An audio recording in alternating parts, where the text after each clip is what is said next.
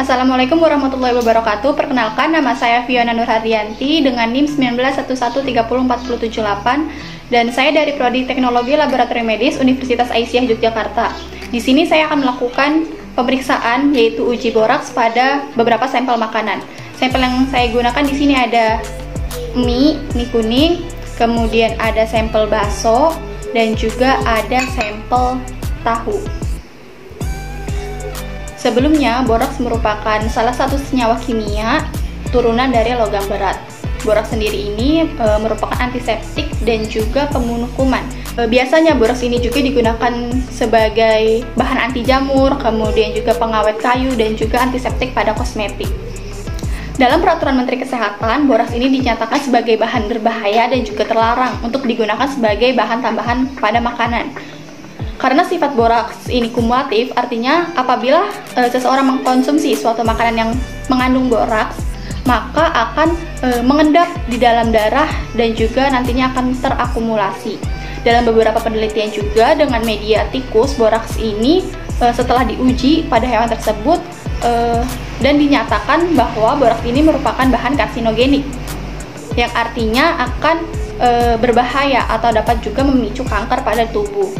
Selain itu, boraks juga menyebabkan berbagai gangguan kesehatan mulai dari iritasi pada lambung, kesehatan ginjal, kemudian gangguan kesehatan hati dan juga berbagai macam gangguan kesehatan lainnya. Kemudian pada pemeriksaan kali ini alat dan bahan yang kita gunakan yaitu di sini ada bahan mie yang sudah tadi saya tunjukkan, kemudian ada tahu, kemudian di sini ada kunyit, dan yang terakhir itu ada bakso. Nanti semua bahan ini kita akan haluskan menggunakan ulkan atau cobek, kemudian kita saring dan juga setelah itu baru kita identifikasi.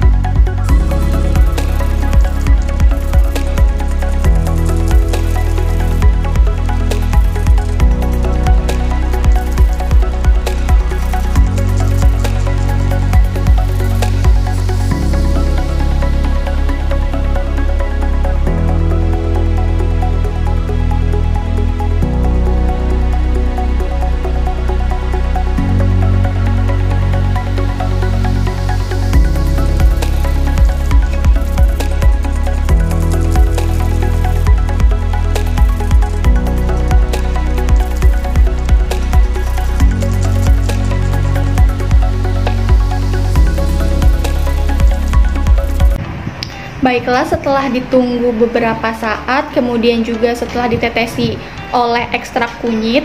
Jadi tadi ketika saya menghaluskan kunyit, kemudian karena saya tidak mempunyai saringan kecil khusus ekstrak seperti itu, jadi saya menggunakan media tisu untuk mengekstrak kunyit yang sudah dihaluskan. Jadi, setelah beberapa proses tadi, sekarang kita sudah dapat menyimpulkan hasilnya. Yang pertama di sini ada sampel mie kuning.